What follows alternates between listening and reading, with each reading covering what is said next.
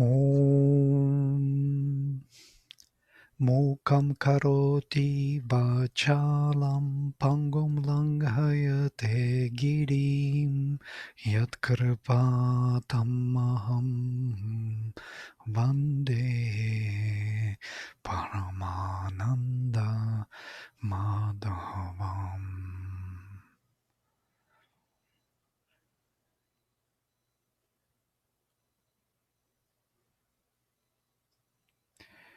So today I was looking into this chapter 14 in the essays on the Gita, that very chapter we already read from.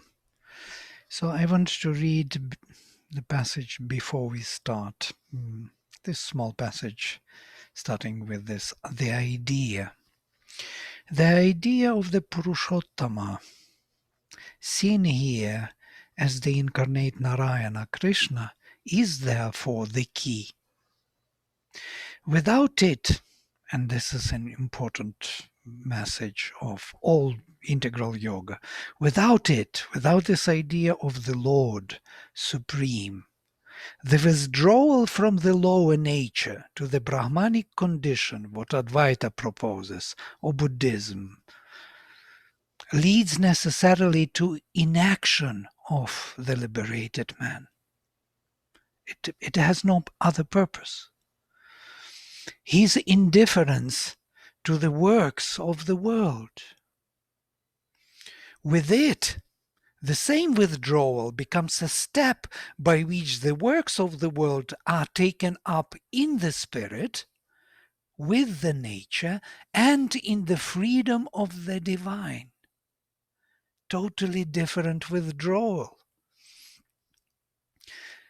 See the silent Brahman as the goal, and the world with all its activities has to be forsaken. See God, the divine, the Purushottama as the goal, superior to action, yet its inner spiritual cause and object and original will, and the world with all its activities is conquered and possessed in a divine transcendence of the world.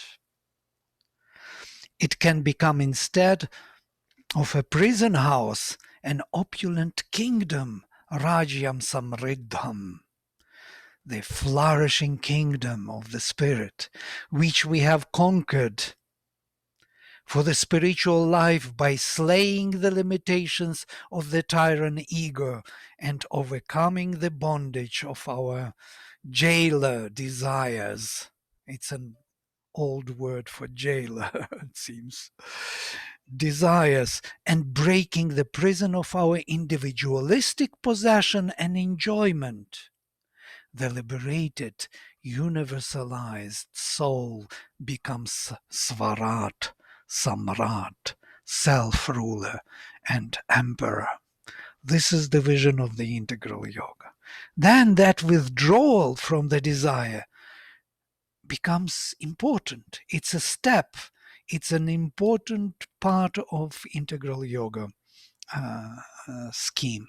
But if it is not there, if Purushottama is not there, if we are not seeking the supreme realization, then the withdrawal itself becomes like losing interest in the world and disappearing somewhere beyond, in the safety zone. Escape, that's what Sri Aurobindo calls escape, brings not the victory and the crown. It cannot save us. We disappear somewhere in the beyond and lose our individuality, as it were.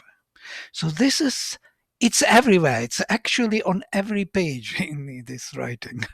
Only we have to kind of put focus on it and see what Sri Aurobindo wants to say.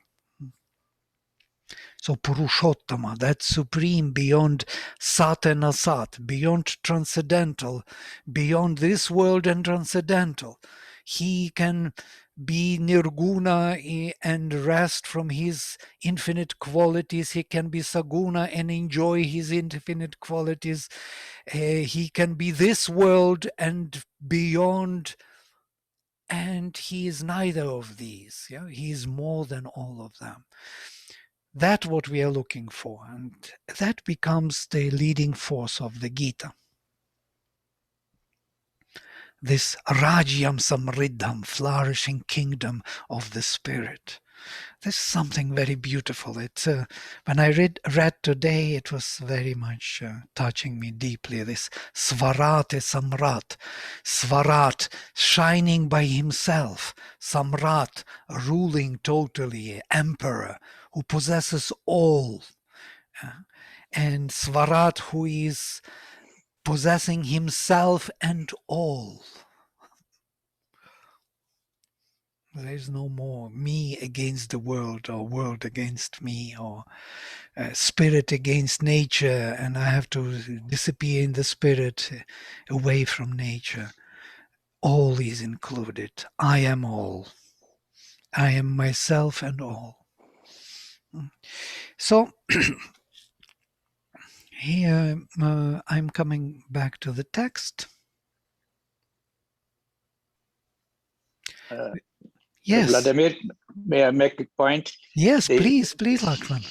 Sri Aurobindo's integral yoga goes beyond the Gita, because this opulent kingdom, heaven on earth calls it, cannot happen without a body to house that opulent spirit. Yeah, definitely. It has to start from bottom up, he says somewhere, is that without that material base, that opulent kingdom of that spirit cannot house itself in this world. Yeah, well, I thought it was including also the body and the mind and the vital here in this kind of passage. Yeah, the whole nature is included, and body plays the major role there, definitely, because that is the embodiment of all these faculties, without which they would not be functional, so to say. They are not needed without the body. What would they do here? Right. So. You know, it also reminds me, Vladimir, of the discussion we were just having. I don't know if any of you were able to watch Michael Miovich and Dr. Sumitra Basu this weekend, but they were talking about the healthcare system here in the West and how this whole Buddhistic Advaita approach to withdrawal, of being the witness, of standing back, right, disengaging from the body, from the emotions and the mind, has really overtaken the US. And we see things like mindfulness and meditation and these other methods being infiltrated everywhere. You know, the insurance companies are paying for it. It's part of corporate programs, and they made an interesting point. So this is maybe a little indirect, but I think it actually is to this point, is that really in integral yoga, the next step then would be to bring in the Shakti, to bring in the transformation, not just standing back. I am not this pain. I am not this grief. I am not this, mental deliria, but from an understanding and awareness that can come and is important from standing back, is to then re-engage and bring that transformative consciousness back into the body, the heart, and the mind to transform it. So we no longer have to disengage. We disengage, step one. Step two, we go back in with this transformative or Shakti power. So it sounds like a very high ideal, but if we look at different areas of life, and especially here in the West, what's been happening, you can see kind of the effects of this whole trend of Buddhism and Advaitism. Yes. I think there is a parallel streams. I think there is the old traditional stream that you are referring to, but there is also a parallel stream. Till the 80s, there was no gyms around the world. Today, it's $100 billion industry. There are more people exercising today than ever before. The study of the body and different parts of the body in 73, I was just looking this up the other day, there were between 5 and 10 publications. Today, on different parts of the body, from the brain to everything else, there are over 1,000 publications a year. So the time and effort the mother put on her own body, consciously, unconsciously, is perfusing the world. You're seeing a lot more people conscious of their, maybe some for the wrong reason, for good looks or this and that, but they are nevertheless being pushed in that direction. So evolution is pushing it, but there is always resistance to change. So what you're referring to, what Miovich was referring to, is that resistance to change. But when you have even today Sri Ravi Shankar and Ramdev encouraging people to go to the gym, that to me is a significant shift. Yeah, it's quite interesting that Buddhism itself was never against physical exercises or perfection in the physical body. Something about Buddhism is quite interesting. Yeah? So they were looking for perfection in the mind and that consciousness which is disengaged, as it were. But it allows all the other members, all other lower members of consciousness to perfect themselves in activity. It is a part of a bigger vision. Yeah? So it's a one step on the several steps Sri Aurobindo's yoga. And that's why he says it is the first step. That liberation must take place. But it is not for its own agenda, not for its own sake to get out of the world. It is just to become better engaged in the world and to bring more capacity to our lower members, to liberate them from this tyranny of the ego which is imprisoning us. And in that sense, it's a necessary step. And in this setting of the Gita, it is quite clear what it does. Yeah? What the aim is to reveal the samrat and svarat quality of everyone here. So it's a beautiful vision. And of course, what he was mentioning, Michael, in that it's quite interesting. He said that 15 years back, whenever he referred to some kind of meditation, nobody wanted to listen to him. They were checking and rechecking him. Whatever he meant to say by that, spirituality was not accepted so easily. But within these 20 years, it took over the whole United States. There was such a huge development. And now, what I think that maybe within next 10, 15, 20 years, there will be more development towards this more integral vision of Sri Aurobindo. Once that is there established, there will be a need of more profound development, where the nature itself becomes a part of this enterprise of the spirit. And we can see it because physical exercises, gyms, as you say, are everywhere. People want to be healthy in the body. Why? Why to be healthy in the body? It's not yet clear totally, but it will become clearer and clearer more and more with evolution of consciousness. I think we are heading in that direction.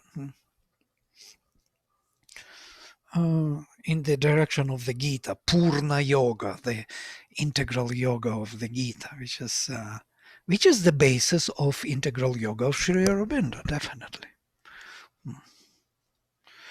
Of course, with the Divine Mother, we already had a discussion. Where is the Divine Mother? Yes, in the Gita there is no mother, as it were. But I solved for myself this puzzle by reading in the children's book about that the Gita itself is the Divine Mother. The word of the Lord, the song of the Supreme. She is the action of the Divine Mother. So she is the mother. All right, so here we stopped. Yat sankhyah prapyate sthanam tad yogairapi gamyate ekam sankhyam cha yogam cha yaf pashyati sapashyati. And Sankhya, what is achieved by Sankhya, that is achieved also by yoga, because it is one. Sankhya and yoga are one. Who sees such them as one, he definitely sees, he knows. Sanyasastu mahabaho dukham aptum ayogatah. We read this. I'm just kind of warming up to move ahead. And sannyasa, to achieve sannyasa aptum, Dukkhamaptum is difficult to achieve sannyasa in the pure sense, without yoga, without the activity, without the action. Yoga yuktah, but the one who is composed, who is organizing himself in the unified way, Munir, Brahmanacharena adhigacchati. He arrives at the spirit in a very short time, Nacharena, not for long. He will achieve the spirit. Yoga yuktah vishuddhatma vijita Vijitatma jitendriyaha sarvabhutatma bhutatma kurvannapi na lipyate. Yoga yuktah, the one who is composed by yoga or follows yoga or yoked by yoga. Vishuddhatma, whose self is purified. Vijitatma, whose self is conquered. This is also a very important vision, to conquer oneself by oneself. They will speak about this more in the chapter 6. Jitendriya, who conquered his own senses. Sarva bhutatma bhutatma, who is the self of all the beings, or how to say, who sees himself, sarva bhutatma bhutatma. Kurvannapi nalipyate. Even when he is active, when he is acting, he is not marred, or I will see how Sri Aurobindo puts it. He is not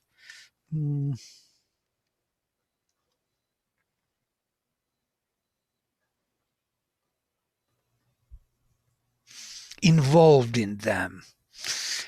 It's difficult to. Lipyate is not marred, is not covered with or painted on or smeared with. He is not marred. Yes, it's the best way. So if I read Sri Aurobindo's translation, I don't know why it doesn't give me a better way of reading it. Maybe it will give me now. Oh, now it's better. I want to see the English text in a better way.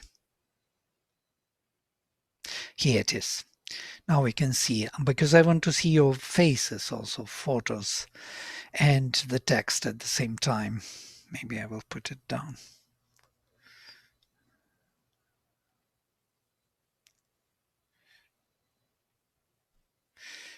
Okay, now I have both.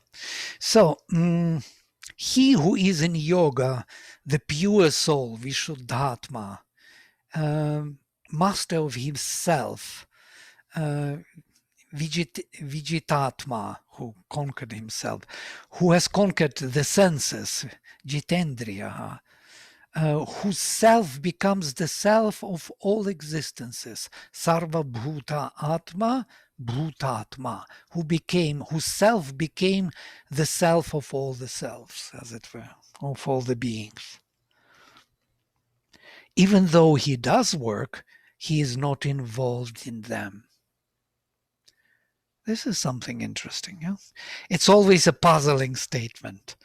Even working, even being active, if he is purified in senses, if he conquered himself by himself, purified himself, staying in yoga, whose self became the self of all the beings, whatever he does, he is not involved in those activities, as it were. They are not creating consequences for him, karmic consequences. Naiva kimchit karomiti. Yuktamanyeta tattvavit, pashyan, shrinvan, sprishan, jigran, ashnan, gachan, svapan, shvasan, pralapan, visrijan, grihnan, unmishan, nimishan napi, indriyani, indriyartheshu, vartante, iti dharayan. This is the whole list of what he is doing by doing nothing. Naiva kimchit karomi iti. I don't do anything. Iti, thus, yuktach, the one who is composed or united, or yogin, manyeta tattvavid, should think, who knows the essence. Now, I was making presentation on this word yukta. This yukta word is used all the time in the Gita. Not yogin, not the one who is doing yoga, but yukta, who is already united, composed, yeah? Who already achieved the union between his members within himself and without himself. So he is no more contradicting, he is harmonized. Harmonized within and harmonized without. It's a very profound term, yuktach. Yeah, it's a participle two in English, yeah, united, the one who is already composed. And he thinks, I'm not doing anything. He should think like this, knowing the essence. When he sees Pashyan, when we hear Shrinvan, when he sprishan, touches, Jigran smells, Ashnan tastes or eats, Gachan goes, moves, Svapan sleeps, Shvasan breathes, Pralapan talking, kind of talking, chatting rather than speaking, chatting, Visrijan creating, Grihnan taking, Unmishan Nimishanapi, opening and closing his eyes, blinking. Indriyan Indriyartheshu, these are the Indriyas. The senses are rotating, Vartante Indriyartheshu, in the objects of sense. Iti dharayan, thus he understands. So when this happens to him, all these activities within the body, he sees this as the activities of nature.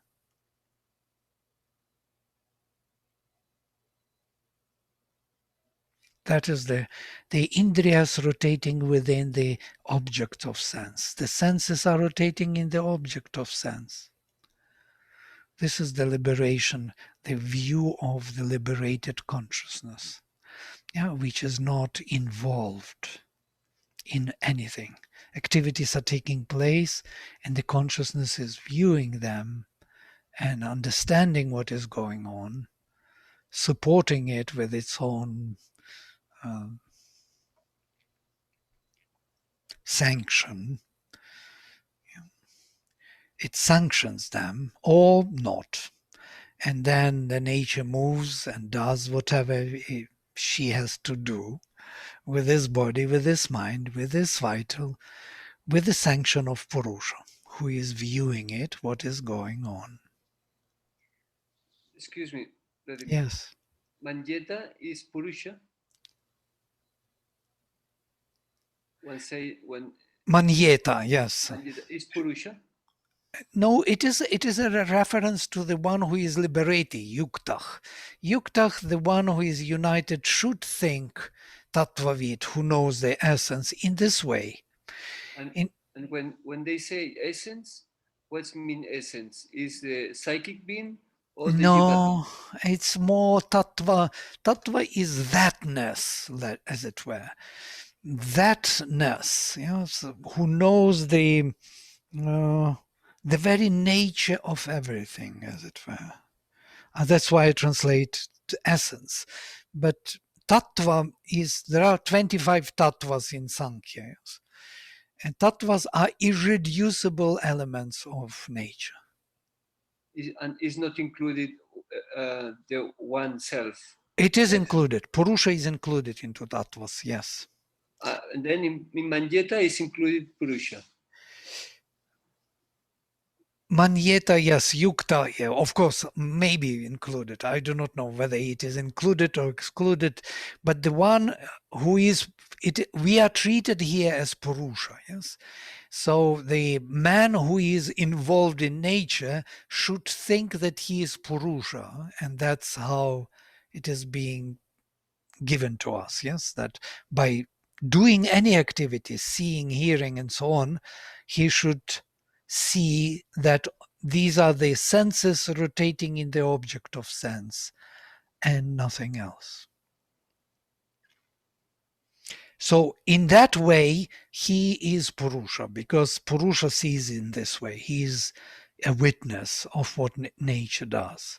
He is free from activities of nature, totally free. That freedom is necessary for us. We must acquire it before we can proceed to perfect our being and transform our nature. That is the step which is to be done. And when we say this kind of perspective from Purusha, which difference is with Shobhava? Shobhava. What is that? You say Shobhava is an essence, isn't it? Oh, Swabhav. Maybe You talk about my Swabhav. pronunciation is Svabhava, you mean Svabhava. Swabhava. Shobhava, right? Thank you, Lakshman. Svabhava's one's own, yes, inner nature. Svabhava is an interesting term which is connected to Adhyatma.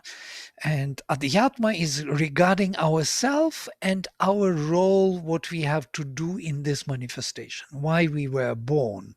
So to say, it projects the inner need of development of ourselves here, of evolutionary self actually, which needs to engage with nature in a particular way to gain certain capacity to be in nature and to be oneself, to acquire certain qualities. It's more complex. Svabhava is more complex because it is on the edge or the bridge between the unborn self and involved self.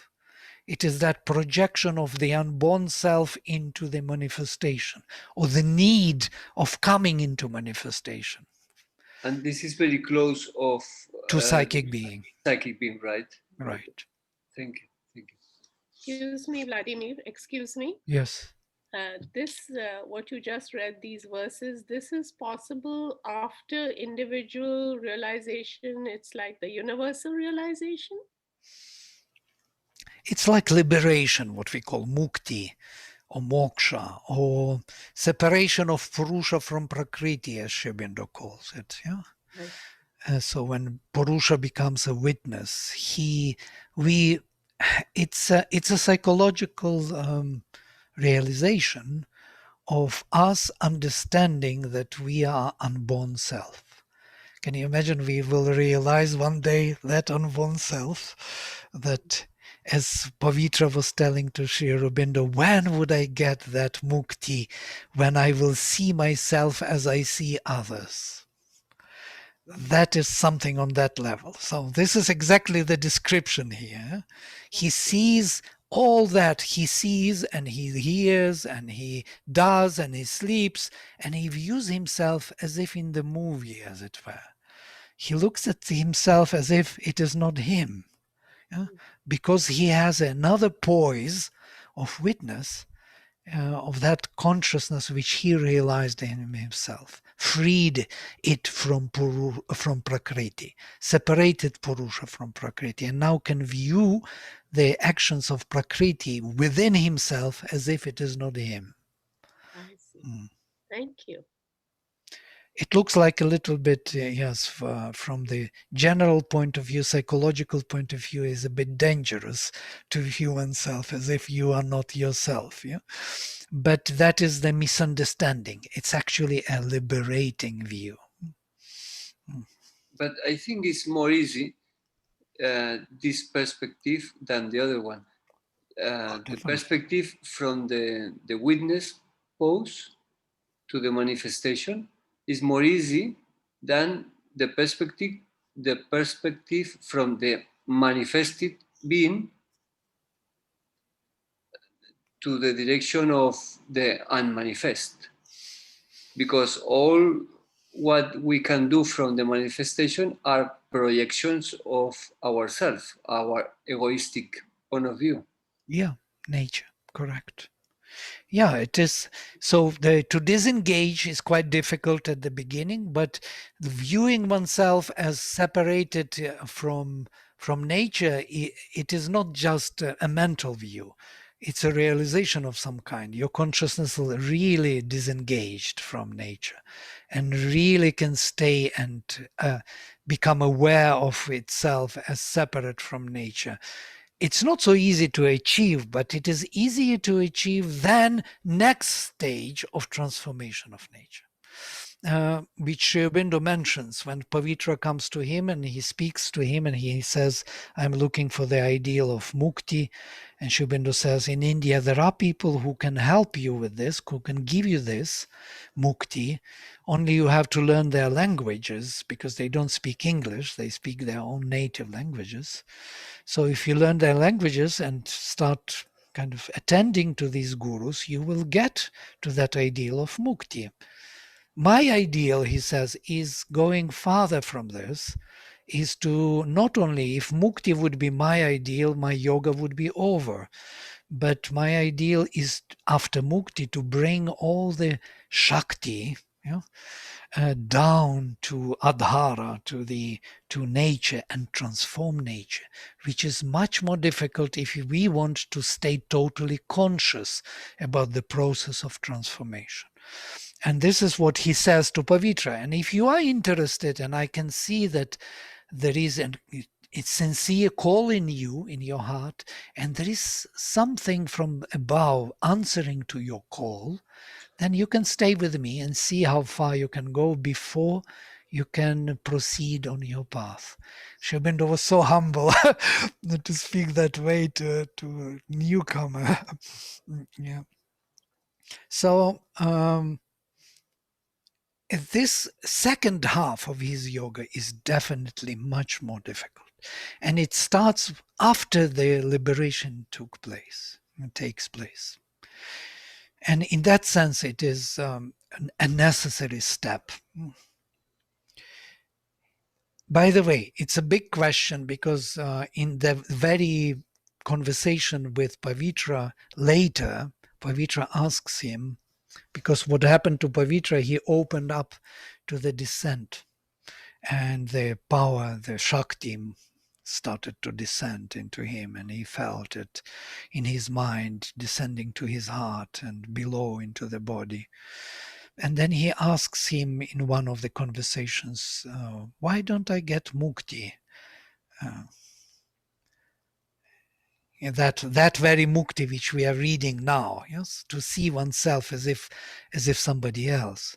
And Sri Aurobindo says it is not important anymore because the Shakti descended and Shakti does the work. You will get to that ideal, he said later, but it is not important anymore because you got the answer of that force which transforms nature. So there is something about Sri Aurobindo's yoga which is quite puzzling in that way. Of course, the best way would be to receive liberation first and then to proceed for transformation. But sometimes it doesn't happen that way, that 1, 2, 3 way. So in case of Pavitra, of course, Sri Aurobindo was with him and the mother was with him. So it was a very different case. I do not know whether I make totally sense, but for some people it may make sense. Where is our mukti? Why don't we get into mukti? Because there is already a grace and we can feel it and it comes down to us and we want that grace more and more. We don't want even mukti. We want the grace to grow. There is something in our heart which calls to that grace, to that Shakti. Of course, it would be very useful to be liberated before. It would speed up the whole work and make it much easier, less stumblings and so on, less misunderstandings. But it's not given for some reason, so. Who knows? Probably every night when we are sleeping, we experience mukti. Who knows? Yes. By the way, this idea that there is no mukti, kind of, I understood that in the Veda, if you take Rig Veda, you will not find the word mukti or the very idea of liberation. There is no liberation whatsoever. And it is clear why, because rishis were already muktas in a way. And they were working in the second stage of transformation of nature. And so they were not looking for liberation. They were looking for transformation, for change of nature. And that's why Rigveda is so appealing to integral yoga in that sense. It's like a second stage, as it were, of integral yoga, at least in my view. Vladimir, Yeah. Vladimir, how do you define nature? What do you mean by nature? Nature, Transforming nature. nature is mind, vital, and body. Or All three. let us say body, vital, and mind, if you will. I think Srimita somewhere says that their yoga it almost bottoms up. Everybody in the past has done from top to bottom and stopped at the vital, never even tried to penetrate matter. And this is first time that we have penetrated matter. And so he says that it almost bottoms up, almost what seems more important than top bottom. Right, but notice in Sri Aurobindo's yoga there is a descent, and not so much ascent as really once the descent starts. So the force, I'm talking about Sri Aurobindo's own sadhana, yes? The force descends into the mind first, to the higher chakras, makes order there in the mind, illumines the mind, creates even the mind of light. That's what he was telling at the end of his life, that the mind has to change its own substance. That would be the stage of a new evolution. And then once mind is changed, it comes down, changes our vital. Yeah. The psychic is calling to this force, and it comes to the vital, transforms vital, and then it is ready to descend into the physical. That's what Mother was doing, the yoga in the cells. Yeah. And that is something which is the highest stage of yoga. He was sort of dragged into the final stage. He said if he knew how, he could understand why nobody else in the past tried it, to go into matter, into the body. He said because he didn't know what it would entail, he went into it basically, Right. and the rest is history. And so Mother went a step further by bringing it down to the cells of the body. But when in general terms, when people talk about nature, they don't include the body. They think of mind and and emotions. Transforming nature. That's my sense, that nobody thinks of nature as all three elements. Without the nature body, is, without the purifying the body, mind there and is no purifying nature for me. Nature without the body is not nature. It doesn't exist because body actually accommodates all the levels. Without the it's the body, platform. Yes, there will be it's no. the platform. But if you have the mentality that the mukta, liberation from this body, this soul is the goal, then the body has no impact. Then you're thinking of transformation in terms of your mind and your vital, not your body, in the traditional thinking. Right, because you want to get rid of nature altogether. Right. So the adding body is new. What you're stating is a new, more a reflection of Mother and Shrimindo's yoga. Include the body as part of the transformation of nature. Right. But it has not been the traditional thinking or definition of nature, is what I'm saying. Right, absolutely. The body was dealt with only to get freedom from the body, as it were. Right. In Correct. meditation, even traditional hatha yoga was meant only to give us enough time to concentrate deeper and to find that samadhi stage in which you will disappear into it. Yes, right. It's a difference between renting a property and owning a property. People rented the body in a sense that there's a temporary abode, and to get rid of it once you have your liberation. Whereas owning the body, which is part of yoga, owning it and transforming it is different from renting it, as was the traditional thinking. Right. As a temporary abode, Right. And here, what he says in this passage, what we read, is even one more additional. When we do this withdrawal from nature to find unborn self, to find the spirit, as it were, the witness, we do it not in a view to liberate ourselves from the body, but we do it because we need to bring the supreme into the action. And that is something else. It changes totally the view on nature and the body, on the vital, on the mind. These are the instruments or the embodiment of the spirit or the supreme. And then if we work for that, it changes totally the whole yoga. And in that sense, what he said to Pavitra, that it doesn't matter now when you will get mukti, because mukti is only a stage. The major process of transformation has already started.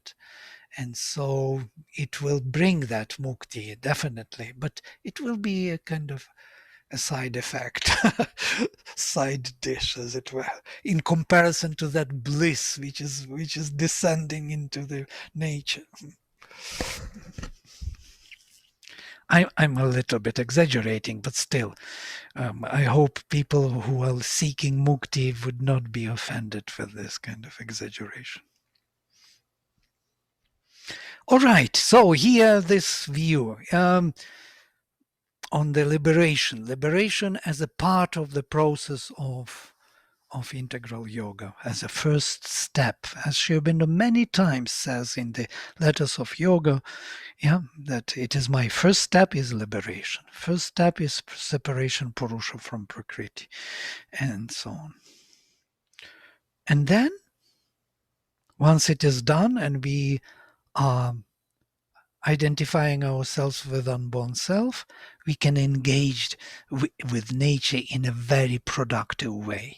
By the way, not only Sri Aurobindo spoke about this, but also Ramakrishna, as you know, he spoke about two types of souls. Maybe I mentioned many times already, Ishvara Koti and Jivan Koti, the types of souls. Some souls are seeking liberation. They want to get out of this manifestation, from this suffering, from this nature, from this death, disease, decay, decline. They want to be free, to join the bliss and never be separated from that bliss, as it were. And one cannot blame them for that. We all want bliss, definitely. But there's another type of souls which are rare, as he says, and these are Ishvara Kotis, who are seeking liberation for the sake of manifestation of the Supreme. They want that as a stage, because once they are liberated, they can come back and be much more effective in action. Doing here verily works. You remember of Isha Upanishad. Kurvanneveha karmani jijivishet shatam samaha. Being liberated, one should stay and wish to stay here, full cycle of life, doing here verily works. It is thus and not otherwise. Karma does not stick to man.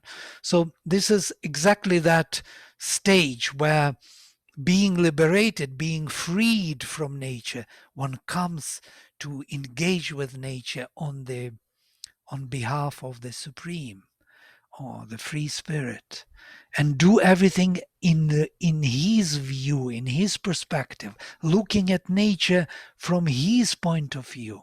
It's the same as Vedic rishis were seeing their nature. They were viewing it from that perspective of liberated spirit, and they wanted nature to be liberated and to reveal all the plenitude of the spirit, in this manifestation. You know, I personally think that we have all in previous lives sought liberation, sought nirvana. And so in this life, and perhaps in a few before this, we're here now to take the next step. But I think we've all been on that path before. Interesting thought. Sure. Yes. Somehow we recognize, in preparation for this life. Yeah, we recognize the value of it, definitely. to be free finally from any entanglement with nature, any forces which are claiming to be our own decisions, our own preferences and desires. These are not our forces. This is not we who decide that. That is nature's entanglement. And to be free from it and to be finally deciding what is right is a great liberation. We need to have it. Yes, definitely. But there is more to it. There is already the process started to use us as the vehicles of this force, and we cannot really get out of it. We are captured by the spirit. I mean, those people who are following Sri Aurobindo and the Mother in this way, I meant, who recognize the ideal of this transformation of their nature, of their life into the diviner life, greater life, which is much greater ideal than just leaving it and going away. So, Brahman yadhaya karmani sangam tyaktva karoti yaha lipyate nasa papena padmapatram ivambhasa.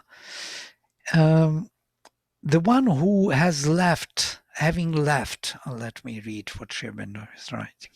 He who, having abandoned attachment, acts reposing and or founding his works on the Brahman, Adhaya, having established his karmani, his activities into the spirit, Sangam Tyaktva, having left the attachment, is not stained by sin.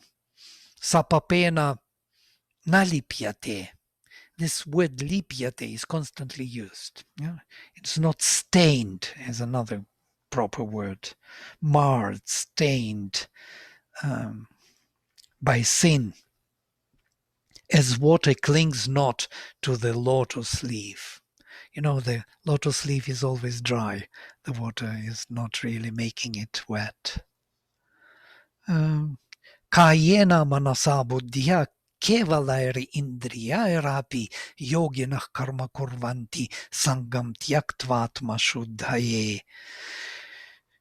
Kayena, with body, manasa, by the mind, by the body, buddhya, by the higher mind, or by the pure reason, kevalaich indriyaich api, and by pure senses. Or here, Kevalaich, he says, with the organs of action, yoginah karma kurvanti. Yoginas do the karma, the action. Sangam tyaktvat mashuddhaye, having left any attachment for the purification of the self.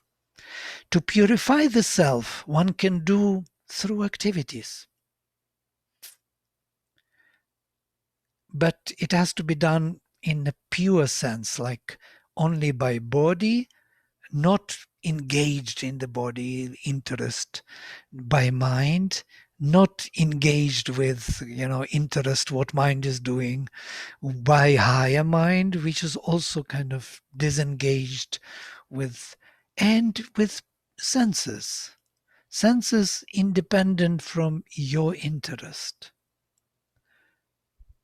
It's not an easy task, actually, if you think for a second, how to be disengaged and do the work properly. And yes, the formula is given not to attach to the fruit of action. The fruit of action is the catch, which is kind of orienting us in a sense that we forget who we are. We identify our unborn self with nature, and then we lose ourselves in her. As Sri Aurobindo says it beautifully in Savitri, he lost himself in her to find a new in her. Yes? So we lost ourselves in her activities, in order to find ourselves anew through her action. But if we do it with just senses, body, mind, higher mind, not attaching ourselves, sangam tyaktva, having left any attachment, we should do the actions for the sake of purification of the self. Then we will, yes? Sorry, I didn't mean to interrupt Vladimir, but it occurred to me that this is another significance of the act of offering, because usually human motivation is desire for the result, some attachment to the act or the process. But if it's done through offering, if it's truly done that way, then there's no attachment and there's freedom from the results. Very nice. Yeah. It's liberating us from that kind of burden of being responsible for the fruit of action in our own way. Of course, religion can do even that, offering a very, kind of, in a way, as a righteous action or religious action, ritualistic action, a very jealous action. And that's why we have to liberate our attachment to the result, as it were. We definitely have to offer it to the divine, whatever your will, whatever you want to do with it, not with conditions, yes, because our offering is somewhat little conditioned, yes. I did today the right thing, so of course we all want to be liberated. I'm speaking from my own point of view, but yes, this is the way out, to remember that we are not here for our own sake, but for the divine sake. That's the key. Purushottama is the key, which can really liberate all of us and put everything into the right perspective. And if we can really offer, not mentally only or vitally. We start with that, of course, with words, with ritual, with not total understanding, but slowly, step by step, as if it gives us more and more capacity to see the truth in it, and our consciousness is being purified. I agree. I just went a little loop around with this with my problems of offering, trying to think why it is also not so easy to make a sincere, true offering because of engagement in nature. Yeah. But this is a way out, yes, from the fruit of action. We can stop here for today if you want. Yeah, it's a good place to stop. Here again he comes to karma phalam, maybe one more 12. Yuktah karma phalam tyaktva, and the one who is united, having left karma phalam, shanti mapnoti, he comes to shanti, naishtikim, to the shanti which is all holding peace. Ayuktah kama karena phalesakto nibadhyate, but the one who is not composed, who is not controlled by himself. This is the problem of the offering. There is no control over oneself. One is not totally yukta, and that is the mind feels that it is happening. The vital has some reservations, waits for something to happen on the top of this. The body is lazy or something else, not really conscious, not participating in it, or waiting for some kind of benefit from it. There is the complexity of our being, which is because we are yukta. It's nice that Gita is immediately pointing us to the right direction. When we are not totally composed and our mind, heart and will are not one and united, then this would be difficult to make it right, totally sincere and effective. Great. Thank you for this offering. Yes, of the offering. That is kind of, aligning us with the truth of the Purushottama behind, for whose sake we do all this. We want to manifest the Supreme here in all his wealth and plenitude and infinite bliss and consciousness and power. That liberation may come. Great. I'm then closing with the mantra, if you don't mind. Om Sarve Bhavantu Sukhinaha Sarve Santo Niramaya Sarve Bhadrani Pashyantu Ma Kaschit Dukkha Bhag Bhavet. Om Shanti Shanti Shanti. Shri Gurubhyo Namaha. Harihi Om. Hari Om. Hari Om. Thanks, Vladimir. Thank you. Bye. Thank you, Vladimir. Thank you. Thank you. Everyone. Bye, Thank you, good night. everyone. See you next week. Thanks. See Thank you. Thank you. Thank you.